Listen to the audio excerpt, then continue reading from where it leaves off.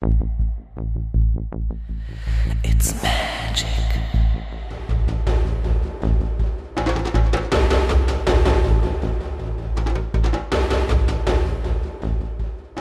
It's magic.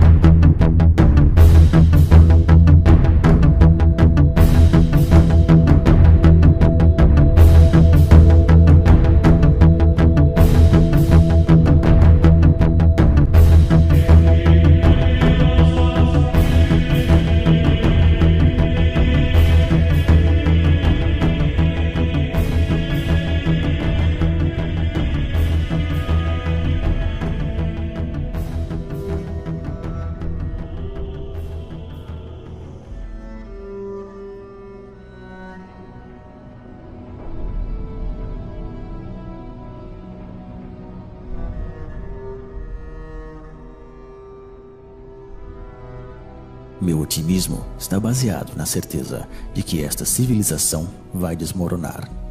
Meu pessimismo em tudo aquilo que ela faz para arrastar-nos em sua queda.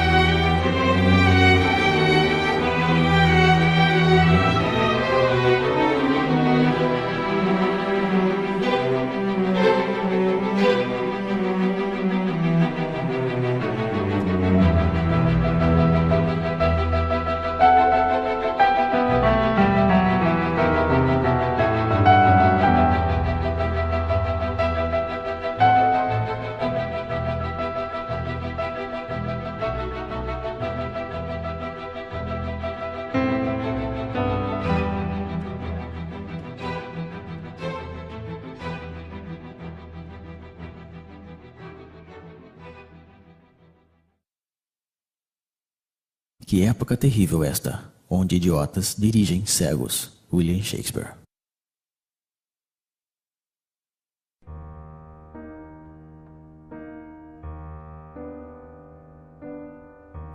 A servidão moderna é uma escravidão voluntária, aceita por esta multidão de escravos que se arrastam pela face da terra. Eles mesmos correm atrás de um trabalho cada vez mais alienante que lhes é dado generosamente se estão suficientemente domados. Eles mesmos escolhem os amos a quem deverão servir. Para que essa tragédia absurda possa ter sucedido, foi preciso tirar desta classe a capacidade de se conscientizar sobre a exploração e a alienação da qual são vítimas. Eis então a estranha modernidade da época atual. Ao contrário dos escravos da antiguidade, aos servos da Idade Média e aos operários das primeiras revoluções industriais, estamos hoje frente a uma classe totalmente escrava, que, no entanto, não se dá conta disso, ou melhor ainda, que não quer enxergar. Eles não conhecem a rebelião que deveria ser a única reação legítima dos explorados. Aceitam sem discutir a vida lamentável que foi planificada para eles. A renúncia e a resignação são a fonte de sua desgraça. Eis então o pesadelo dos escravos modernos, que só aspiram a deixar-se levar pela dança macabra do sistema de alienação.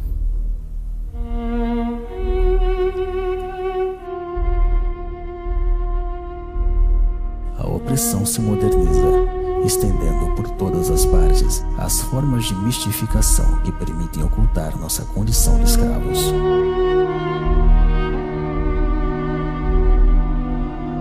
Mostrar a realidade tal qual é na verdade, e não tal como mostra o poder, constitui a mais autêntica subversão. Somente a verdade é revolucionária.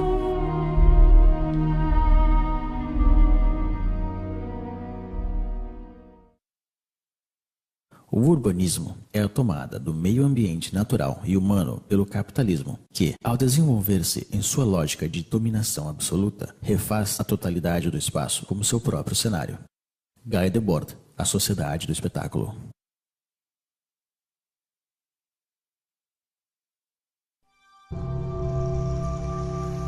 À medida que o homem constrói seu mundo com a força do trabalho alienado, o cenário deste mundo se converte na prisão onde terão que viver. Um mundo sórdido, sem sabor, nem odor, que leva consigo a miséria do modo de produção dominante. Este cenário está em eterna construção. Nada nele é estável. A remodelação permanente do espaço que nos envolve se justifica pela amnésia generalizada e pela insegurança na qual devem viver seus habitantes. Trata-se de refazer tudo à imagem do sistema. O mundo torna-se a cada dia mais sujo e barulhento, como uma usina. Cada parcela deste mundo é propriedade de um Estado ou de um particular. Este roubo social, que é a apropriação exclusiva do solo, se encontra materializada na onipresença de muros, barreiras e fronteiras. São as marcas visíveis dessa separação que invade tudo. Mas ao mesmo tempo, a unificação do espaço, de acordo com os interesses da cultura mercante, é o grande objetivo da nossa triste época.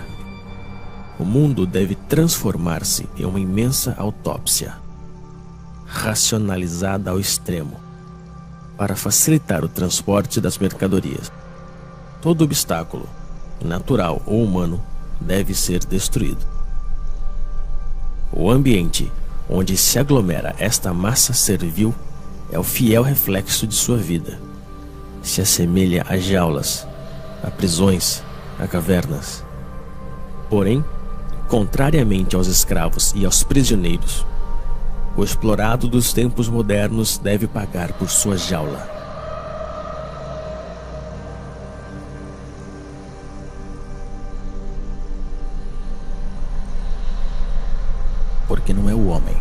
mas o mundo que se tornou um anormal. Anthony Artaud.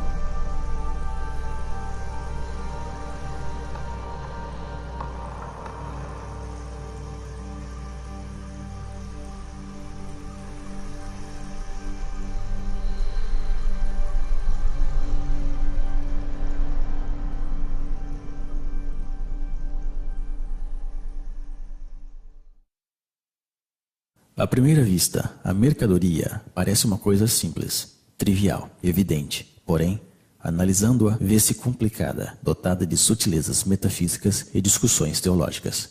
O Capital, Karl Marx. É neste lugar estreito e lúgubre, onde o escravo moderno acumula as novas mercadorias que deveriam, segundo as mensagens publicitárias onipresentes, trazer-lhe a felicidade e a plenitude. Porém, quanto mais acumula mercadorias, mais ele se afasta da oportunidade de ser feliz. Que aproveita o homem ganhar o mundo inteiro e perder sua alma? Marcos, capítulo 8, versículo 36. A mercadoria, ideológica por essência, despoja de seu trabalho aquele que a produz e despoja de sua vida aquele que a consome. No sistema econômico dominante, já não é mais demanda que condiciona a oferta, mas a oferta que determina a demanda. Então é assim que, de maneira periódica, surgem novas necessidades que são rapidamente consideradas como vitais para a maioria da população. Primeiro foi o rádio, depois o carro, a televisão, o computador e agora o telefone celular. Todas essas mercadorias, distribuídas massivamente em um curto lapso de tempo, modificam profundamente as relações humanas. Servem, por um lado, para isolar os homens um pouco mais de seu semelhante e, por outro, para difundir as mensagens dominantes do sistema. As coisas que se possuem acabam por possuir-nos.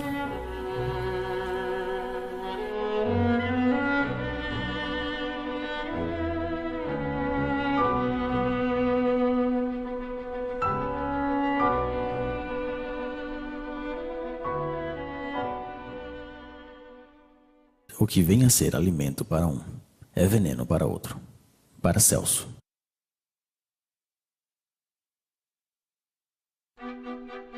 Porém, é quando se alimenta que o escravo moderno ilustra melhor o estado de decadência em que se encontra. Dispondo de um tempo cada vez mais limitado para preparar a comida que ingurgita, ele se vê obrigado a engolir rápido o que a indústria agroquímica produz. Errando pelos supermercados, à procura dos substitutos que a sociedade da falsa abundância consente em dar-lhe, só lhe resta a ilusão da escolha. A abundância dos produtos alimentícios apenas dissimula sua degradação e sua falsificação. Não são mais que organismos geneticamente modificados, uma mistura de colorantes e conservantes, de pesticidas, de hormônios e outras tantas invenções da modernidade.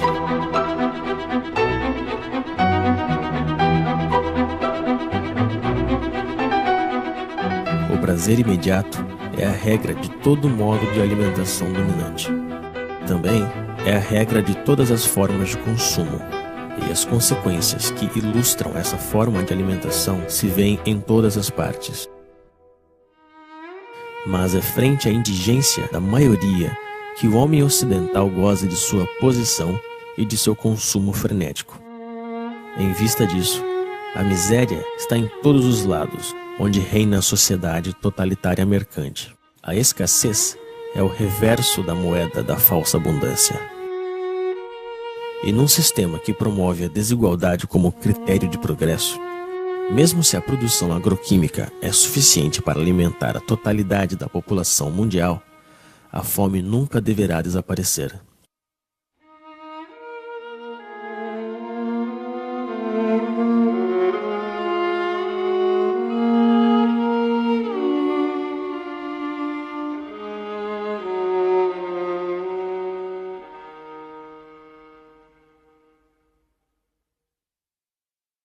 Estão convencidos de que o homem, espécie pecadora por excelência, domina a criação, como se as outras criaturas tivessem sido criadas apenas para servir-lhes a comida, a roupa, para serem martirizadas e exterminadas. Isaac Bashevis Singer. A outra consequência da falsa abundância alimentícia é a generalização das usinas de concentração e exterminação massiva e bárbara das espécies que servem de alimento aos escravos. Esta é a real essência do modo de produção dominante. A vida e a humanidade não resistem ante o desejo de proveito de certos indivíduos.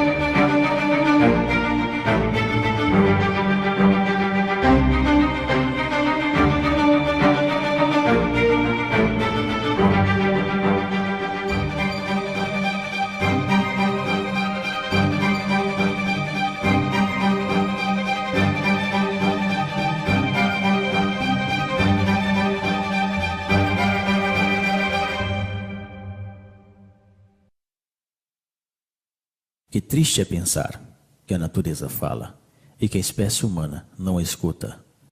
Victor Hugo. É a expoliação dos recursos do planeta, a abundante produção de energia ou de mercadorias, o lixo e os resíduos do consumo ostentoso hipotecam a possibilidade de sobrevivência de nossa terra e das espécies que nela habitam. Porém, para deixar livre o curso ao capitalismo selvagem, o crescimento econômico nunca deve parar. É preciso produzir, produzir e reproduzir ainda mais. E são os mesmos poluidores que se apresentam hoje como salvadores potenciais do planeta. Esses imbecis da indústria do espetáculo, patrocinados pelas empresas multinacionais, tentam convencer-nos de que uma simples mudança em nossos hábitos seria suficiente para salvar o planeta de um desastre. E enquanto nos culpam, continuam poluindo sem cessar nosso meio ambiente e nosso espírito. Essas pobres teses pseudoecológicas são repetidas pelos políticos corruptos em seus slogans publicitários.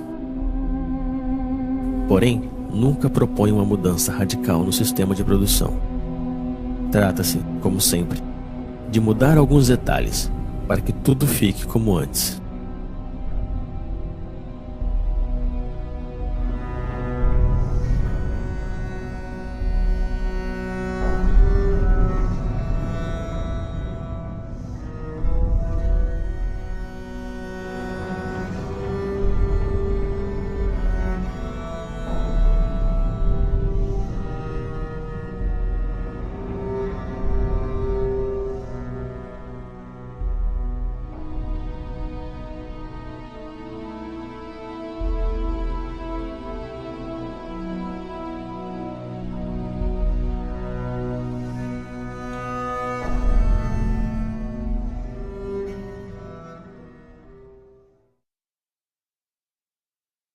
Trabalho. Do latim, tripalium, 3 paus, instrumento de tortura.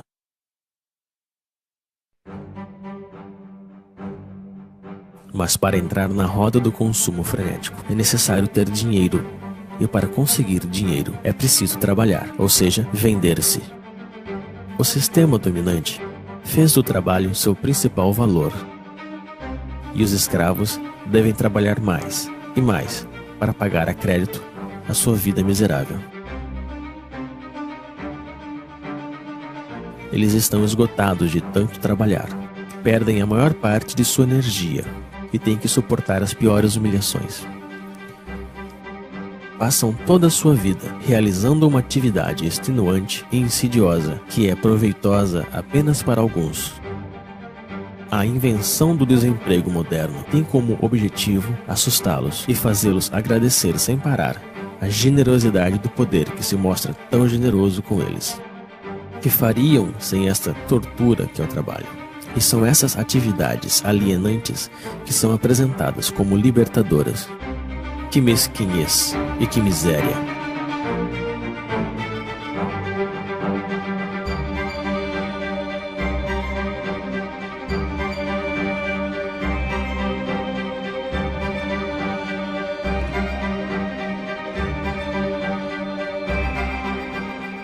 Sempre apressados pelo cronômetro ou pela chibata.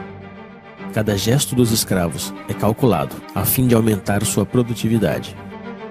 A organização científica do trabalho constitui a real essência da desapropriação dos trabalhadores, seja do fruto de seu trabalho, mas também do tempo que eles passam na produção automática das mercadorias ou dos serviços.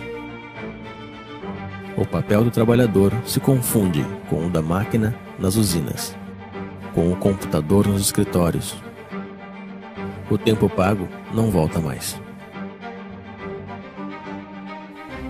Assim, a cada trabalhador é atribuído um trabalho repetitivo, seja ele intelectual ou físico. Ele é um especialista em seu domínio de produção. Essa especialização encontra-se na escala do planeta, no âmbito da Divisão Internacional do Trabalho. Concebe-se no Oriente, se produz na Ásia, se morre na África. É o homem inteiro que é condicionado ao comportamento produtivo pela organização do trabalho. E fora da fábrica, ele conserva a mesma pele e a mesma cabeça. O escravo moderno teria sido capaz de se contentar de sua servidão ao trabalho, mas à medida que o sistema de produção coloniza todos os setores da vida, o dominado perde o seu tempo com lazeres, com diversões e férias organizadas. Em nenhum momento do seu cotidiano ele foge da influência do sistema, que faz parte de cada instante de sua vida. É um escravo a tempo integral.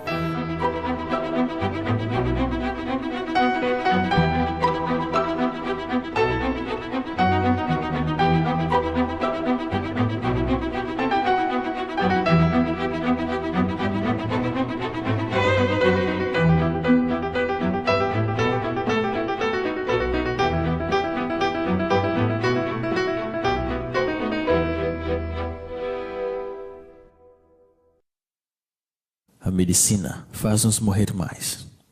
Plutarco.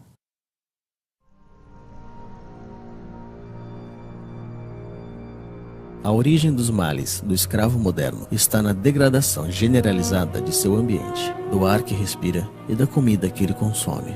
O estresse provocado pelas suas condições de trabalho e pelo conjunto de sua vida social.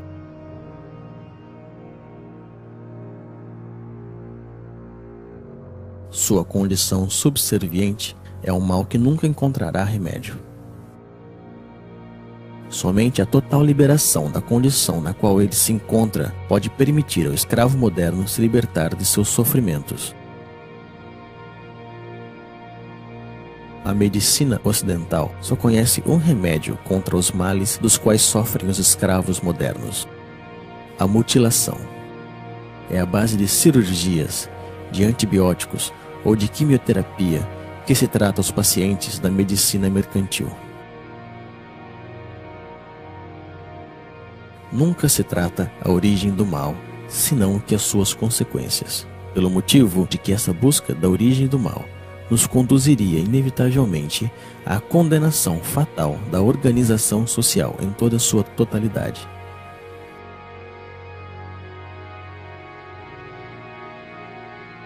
Assim como ele transformou todos os detalhes de nosso mundo em uma simples mercadoria, o sistema atual fez de nosso corpo uma mercadoria, um objeto de estudo e de experiências para seus pseudo-aprendizes de medicina mercantil. Os donos do mundo já estão prontos para patentear os seres vivos. O sequenciamento completo do DNA do genoma humano é o ponto de partida de uma nova estratégia posta em ação pelo poder. A decodificação genética não tem outro objetivo que o de amplificar consideravelmente as formas de dominação e de controle. Depois de tudo, nosso corpo também não nos pertence. De tanto obedecer, adquirimos reflexos de submissão. Anônimo. O melhor de sua vida foge entre seus dedos, mas ele prossegue assim, pois já está acostumado a sempre obedecer. A obediência se tornou sua segunda natureza. Ele obedece sem saber por qual razão, simplesmente porque ele sabe que deve obedecer. Obedecer, produzir e consumir. Eis aí o trítico que domina sua vida. Obedece-se aos pais, aos professores, aos patrões, aos proprietários, aos comerciantes. Obedecem-se também às leis, às forças da ordem e a todos os tipos de poderes, pois ele não sabe fazer outra coisa. Não existe algo que lhe dê mais medo que a desobediência, já que desobedecer, aventurar, mudar é muito arriscado. Assim como uma criança que se perde de vista de seus pais, o escravo moderno se sente perdido, sem o poder que o criou. Então, ele continua obedecendo. É o medo que nos fez escravos e que nos mantém nesta condição. Baixamos a cabeça frente aos donos do mundo. Aceitamos essa vida de humilhação e de miséria somente por medo. No entanto, dispomos da força numérica frente a essa minoria que governa. A força deles não sai de seus policiais, mas de nosso consentimento. Justificamos nossa covardia diante do enfrentamento legítimo contra as forças que nos oprimem com um discurso cheio de humanismo modernizador.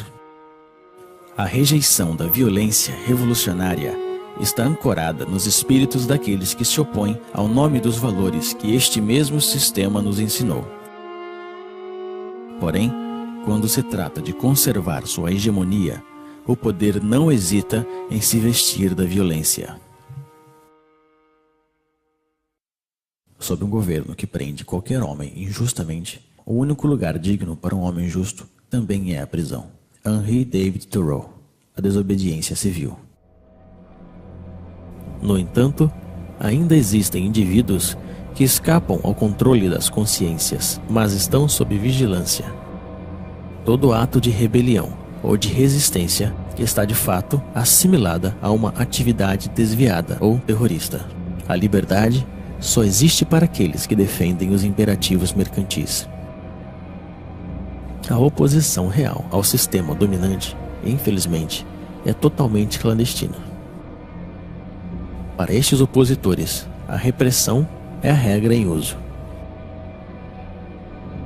E o silêncio da maioria dos escravos frente a essa repressão está justificado na aspiração mediática e política que nega o conflito existente na sociedade atual.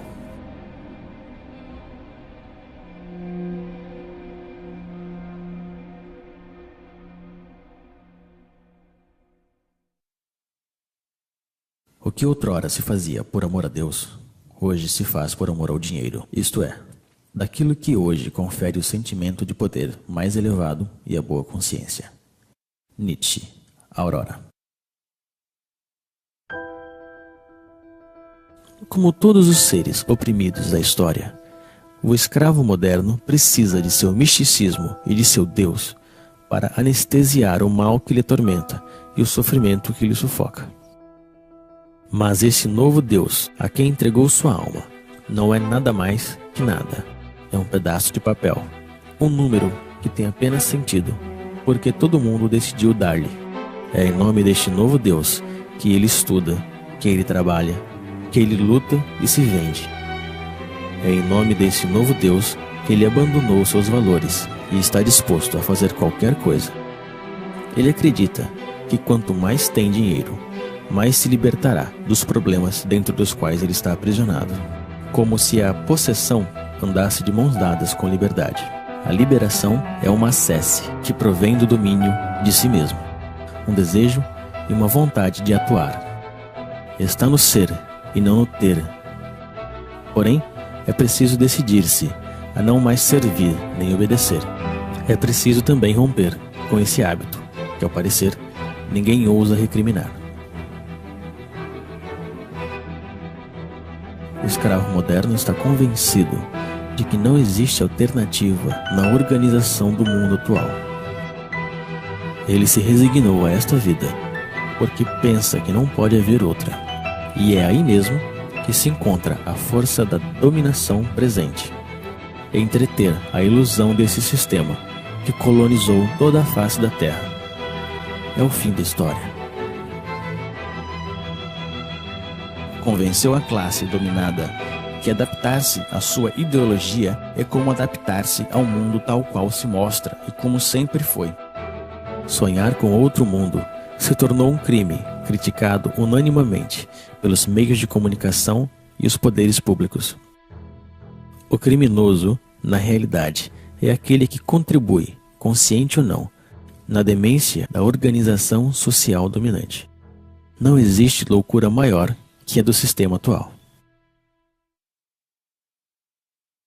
E, se não, fica sabendo, ó rei, que não serviremos a teus deuses, nem adoraremos a estátua de ouro que levantaste. Antigo Testamento, Daniel, capítulo 3, versículo 18. Frente à devastação do mundo real, é preciso que o sistema atual colonize a consciência dos escravos. É por isso que no sistema dominante, as forças de repressão são precedidas pela dissuasão, que desde a infância realiza sua obra de formação de escravos. Eles devem esquecer-se de sua condição servil, de sua prisão e de sua vida miserável. Basta olhar esta multidão hipnotizada frente às telas que acompanham sua vida cotidiana.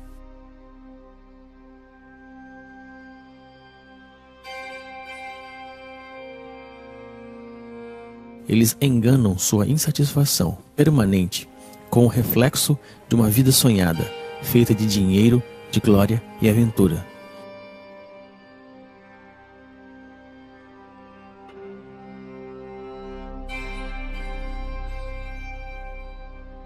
Mas seus sonhos são tão lamentáveis como sua vida miserável. Existem imagens para todos e por todos os lados.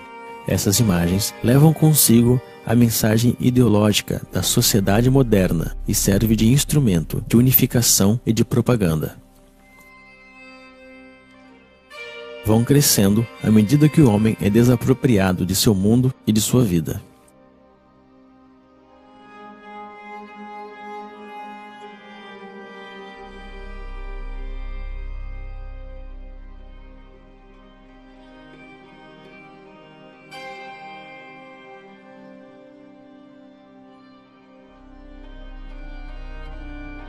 A criança é a primeira vítima dessas imagens, pois se trata de sufocar a liberdade desde o berço. É necessário torná-los estúpidos e tirar-lhes toda a capacidade de reflexão e de crítica. Tudo isso se faz, evidentemente, com a cumplicidade desconcertante dos pais, que não buscam sequer resistir frente à força imponente de todos os meios modernos de comunicação.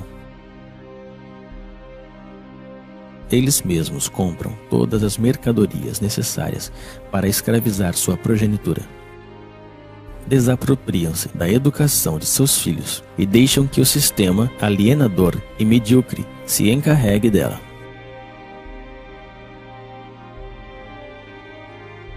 Existem imagens para todas as idades e para todas as classes sociais.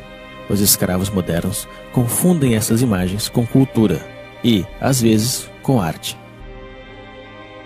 Recorrem seus instintos mais baixos para vender qualquer mercadoria. E é a mulher, duplamente escrava da sociedade atual, que paga o preço mais alto. Ela é apresentada como um simples objeto de consumo. A revolta também foi transformada em uma imagem que se vende para melhor destruir seu potencial subversivo. A imagem ainda é, até hoje, a forma de comunicação mais direta e mais eficaz. Ela cria modelos, aliena as massas, mente e promove frustrações. Difunde-se a ideologia mercantil pela imagem, pois o objetivo continua sendo o mesmo: vender.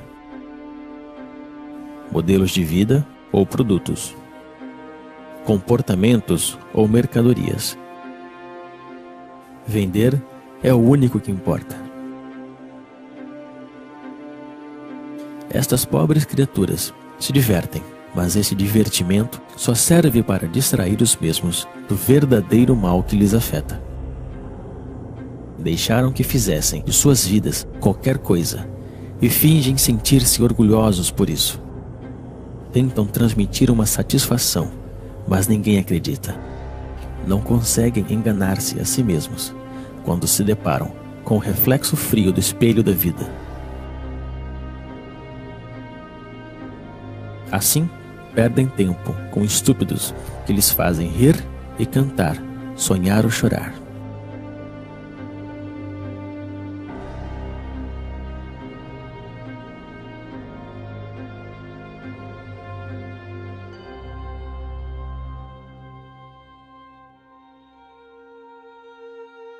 Através do esporte mediatizado, se representa o êxito e o fracasso, os esforços e as vitórias que os escravos modernos deixaram de viver em seu cotidiano. Sua insatisfação lhe incita a viver por procuração frente ao aparelho de televisão.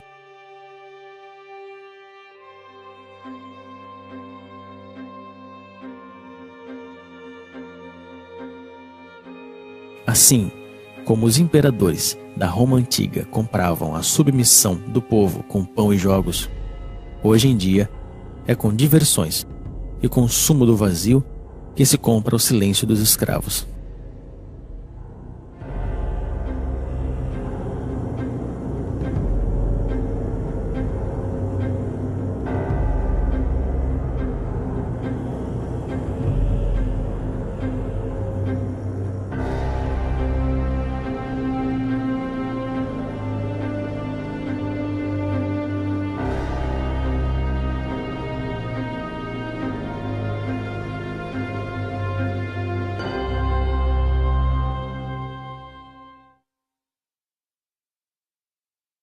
Nós acreditamos que dominamos as palavras, mas são as palavras que nos dominam. Alan Ray. O controle das consciências passa essencialmente pela utilização viciada da linguagem utilizada pela classe economicamente e socialmente dominante. Sendo o detentor de todos os meios de comunicação, o poder difunde a ideologia mercantil através da definição petrificada, parcial e falsa que ele dá das palavras. As palavras são apresentadas como neutras e sua definição como evidente. Porém, estando sob controle do poder, a linguagem designa sempre algo muito diferente da vida real. É, antes de tudo, uma linguagem de resignação e impotência, a linguagem da aceitação passiva das coisas tais como são e tais como devem permanecer. As palavras trabalham por conta da organização dominante da vida, e o fato mesmo de utilizar a linguagem do poder nos condena à impotência. O problema da linguagem está no centro da luta pela emancipação humana. não é uma forma de dominação que se junta às outras, mas o coração do mesmo projeto de submissão do sistema mercantil totalitário.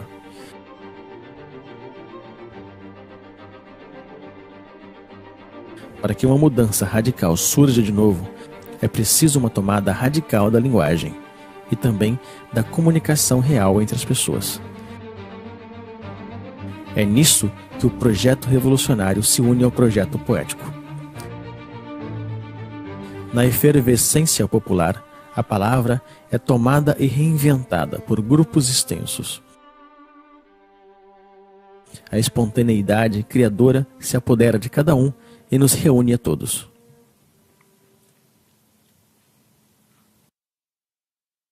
Votar é abdicar.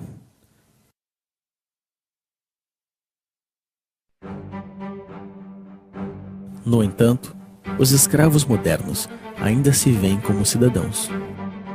Eles acreditam que votam realmente e decidem livremente quem vai dirigir seus negócios, como se eles ainda tivessem escolha.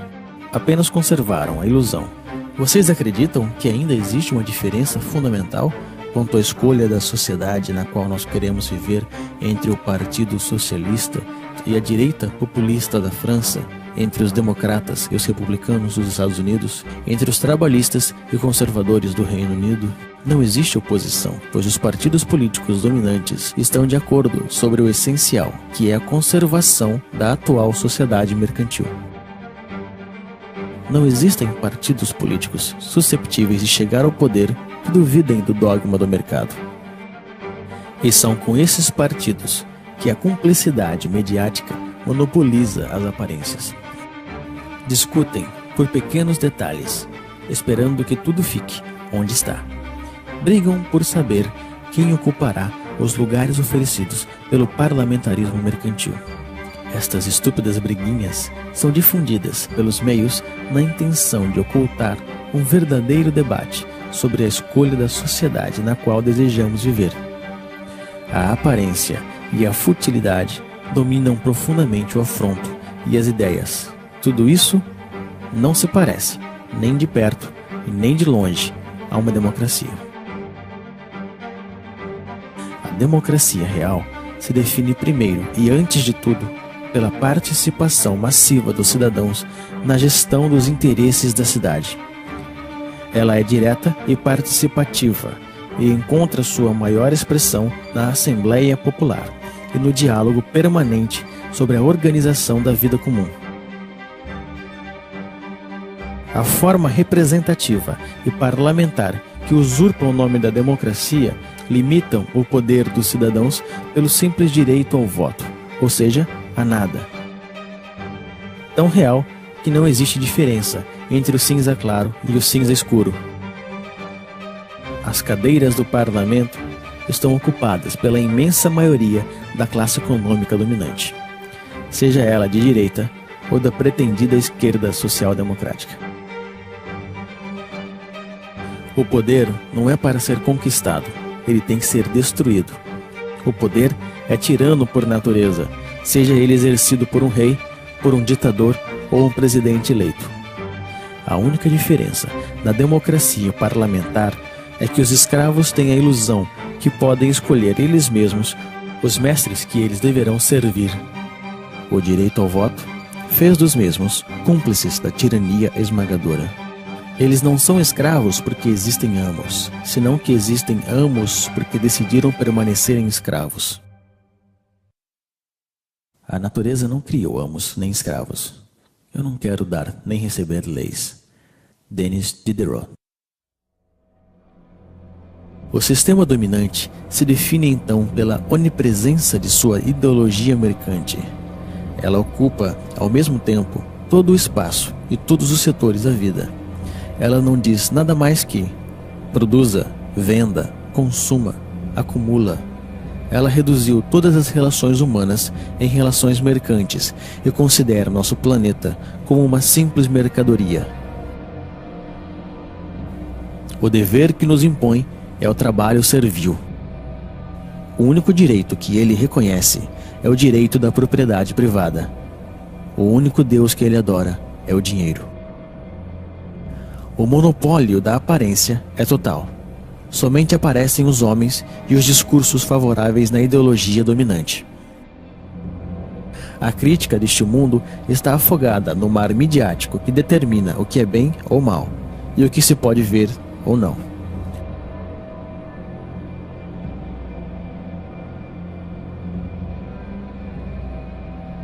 A onipresença da ideologia, o culto ao dinheiro, monopólio da aparência, partido único disfarçado de pluralismo parlamentar, ausência de uma oposição visível, repressão sob todas as formas, vontade de transformar o homem e o mundo. Eis o verdadeiro rosto do totalitarismo moderno que chamamos de democracia liberal. Porém, é necessário chamá-la pelo seu verdadeiro nome: o sistema mercantil totalitário.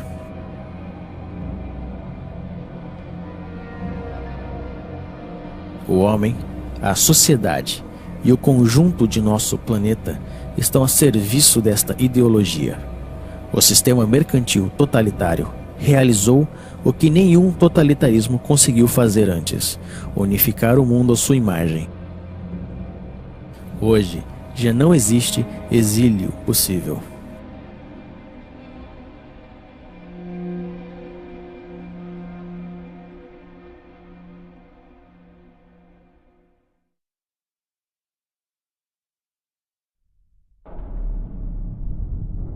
À medida que a opressão se estende por todos os setores da vida, a revolta toma aspecto de uma guerra social. Os motins renascem e anunciam a futura revolução. A destruição da sociedade mercantil totalitária não é um caso de opinião, é uma necessidade absoluta num mundo que já está condenado, pois o poder está em todos os lados, deve ser por todas as partes e todo o tempo, e devemos combatê-lo. A reinvenção da linguagem, o transtorno permanente da vida cotidiana, a desobediência e a resistência são as palavras mágicas da revolta contra a ordem estabelecida. Mas para que desta revolta surja uma revolução, é preciso unir as subjetividades em uma frente comum. É na unanimidade de todas as forças revolucionárias que devemos trabalhar. Isto só se pode conseguir quando temos consciência de nossos fracassos passados. Nem o reformismo estéril, nem a burocracia totalitária não podem ser uma solução para nossa insatisfação. Trata-se de reinventar novas formas de organização e de luta. A autogestão nas empresas e a democracia direta na escala comunal constituem as bases desta nova organização, que deve ser anti-hierárquica, tanto na forma quanto no conteúdo. O poder não é para ser conquistado, ele deve ser destruído.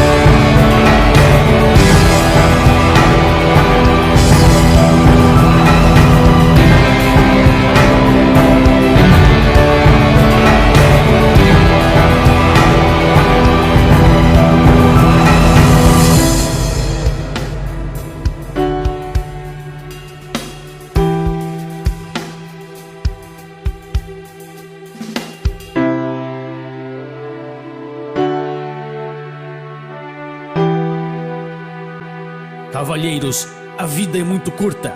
Se nós vivemos, vivemos para andar sobre as cabeças dos reis. William Shakespeare, Henrique IV. Jean-François Briand. Tradução: Elisa de Arbênia Quadros. Dublagem: Rodrigo Nishino.